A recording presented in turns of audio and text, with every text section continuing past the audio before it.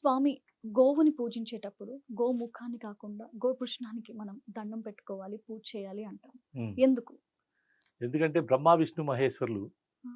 ఒకానొక సందర్భంలో ఎవరు అబద్ధం చెబుతారు, ఎవరు నిజం చెబుతారనే దాంట్లో గోమాత ఏమో ముందు తల ఊపింది. ఆ! వెనక తోడతనేమో కాదని చెప్పింది. కాదండి. ముందు అబద్ధం చెప్పి తర్వాత నిజం చెప్పింది. అలాగే మొగలి పువ్వు హ్మ్. ఆమె కూడా అట్ట చెప్పింది. అప్పుడు శివుడు ఏం చేశాడంటే నీ ముఖం ఎవరు చూడరు, నిన్ను పూజించరు, నిన్ను వెనకాల పూజిస్తారు. హ్మ్. నువ్వు పూజకు పనికిరావు. హ్మ్. నువ్వు మొగలి తోటలో అక్కడ ముళ్ళు గుచ్చుకుంటాయి కాబట్టి నువ్వు అక్కడే ఉండని చెప్పి ఆటికి మహేశ్వరుడు చెప్పాడు. హ్మ్. అందువల్ల గోమాతను ముందు ఎవరు పూజించరు. హ్మ్. వెనకాలే హ్మ్. శ్రీ మహాలక్ష్మి మహాలక్ష్మీదేవి. స్వరూపంగా ఆ! ఆమెకు నమస్కారం చేస్తారు. నమస్కారం చేస్తాం. హ్మ్.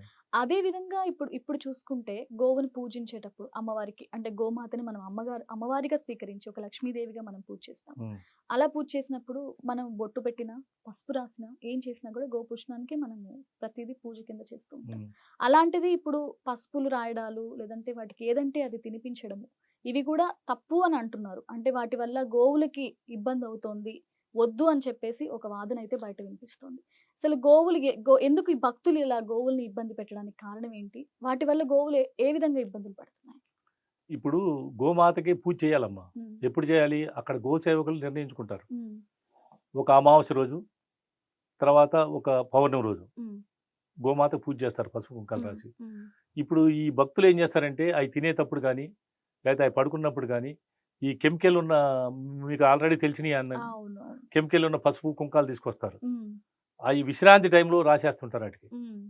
వాటికి డిస్టర్బెన్స్ అవుతుంటది. హ్మ్. అంటే గోమాత తన ఆహారాన్ని గబగబా తినేసి, హ్మ్. తర్వాత పడుకున్న తర్వాత ఆహారాన్ని మళ్ళీ బయటికి తెచ్చుకొని నెమరేస్తుంటది. అంటే నములుతుంటది. హ్మ్. దాన్ని నెమర వేయడం అంటారు. హ్మ్. అంటే మనం ఒక మనిషి భోంచేసి ప్రశాంతంగా తనకిష్టమైన ఆహారం తిని ఎట్లా పడుకుంటారో, అట్లా అయి పడుకుంటాయి. హ్మ్. ఆ పడుకున్న టైంలో మనం వాటి దగ్గరికెళ్ళకూడదు. హ్మ్.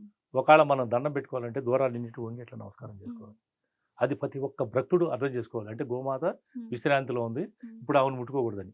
ఈ కుంకాలు, పసుపులు, గంధాలు, కెమికల్ రాయడం వల్ల స్కిన్ అలర్జీ వస్తుందట. హ్మ్. కెమికల్స్ వాడటం వల్ల ఈటిని. హ్మ్. అంటే ఇప్పుడు ఈళ్ళు తెలిసి తెలియక ఎవరో చెప్పిన మాటలు ఇనిపోయి రకరకాలు చేసేస్తుంటారు. కానీ అట్లా చేయకండమ్మా. హ్మ్. గోసేవకులను అడగండి. పూజ చేయండి. తర్వాత కృష్ణాష్టమికి చేస్తాం. హ్మ్. శివరాత్రి అప్పుడు చేస్తాం. హ్మ్.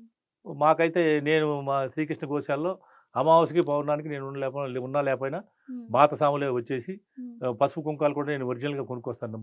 అది పట్టించుకొనొస్తారు. హ్మ్. పట్టిసి తీసుకొచ్చి హ్మ్. వాటితోనే బొట్లు పెట్టిస్తాం. ఆ 2 రోజులు చేపిస్తాం. గోప్రదక్షిణ చేపిస్తాం. హ్మ్. ఎప్పుడైతే గోమాతని మనం ఇంట్లో తల్లిదండ్రుల్లాగా ఎంత శుభ్రంగా చూసుకుంటామో, ఆ రోజు నుంచి మనం అందరం కూడా అంత బాగుంటాం. ఆరోగ్యంగా ఉంటారు. హ్మ్. అదొకటి పాటించండి అని ప్రతి ఒక్కళ్ళకి హెచ్ఐ టీవీ ప్రేక్షకులకి అందరికీ తెలియజేస్తున్నాను. Thank you.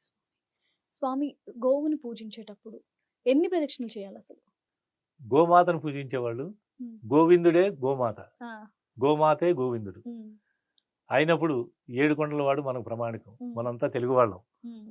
కలియుగంలో మహా తండ్రి ఆయనే. హ్మ్. అందుకని మనం ఏం చేయాలంటే హ్మ్. గోవింద గోవింద లేతే శ్రీనివాస గోవింద, శ్రీ వెంకటేశ్వర గోవింద, గోవింద నామాలు చెప్పుకుంటూ హ్మ్. 7 ప్రదక్షిణలు చేస్తే చాలు. హ్మ్. 7 కొండలు తిరిగినట్టే మనం. ఓకే. ఆ ఆ ఆ భావంతో తన్మయత్వంతో తిరగాలి. ఏదో నేను గోప్రదక్షిణ చేసి వచ్చేసాను. హ్మ్. నాకు అదయిపోయింది ఇది అనకూడదు. హ్మ్. అక్కడున్న 10 నిమిషాలు తన్మయత్వంతో పూజ చెయ్యి. హ్మ్. ఆనందం వస్తది నీకప్పుడు. హ్మ్. 7 ప్రదక్షిణలు చేయాలి. గోవింద, శ్రీనివాస గోవింద, శ్రీ వెంకటేశ్వర గోవింద అని. ఆ! గోవింద నామాలతోనే చేయాలి. గోవింద నామాలతో 7 ప్రదక్షిణలు 7 చేయాలి. ప్రదక్షిణలు చేయాలి. హ్మ్. 7 ప్రదక్షిణలే ప్రమాణికం ఇంకంతే. ఓకే. ఇక నీ ఓపిక. ఆ! అక్కడ అవకాశం ఉంది. ఆ! కొంతమంది మొక్కుకుంటారు 108 చేస్తామండి అని. హ్మ్. అవకాశం దొరకదు. హ్మ్. ఎందుకంటే ఆ 108 చేసే లోపల హ్మ్. కొంచెం ఆ గోవులకి మేత పెట్టేదుంటది. హ్మ్. తర్వాత ఈ విశ్రాంతి తీసుకునేదుంటది. అప్పుడు హ్మ్. మనం చేయకూడదు. హ్మ్. పూజ అయిన వెంటనే చేయాలి హ్మ్. హారతి ఇయ్యంగానే. హ్మ్. అప్పుడే మన సత్ఫలితం దొరుకుద్దని హ్మ్. నేను మనస్ఫూర్తిగా భావిస్తున్నా.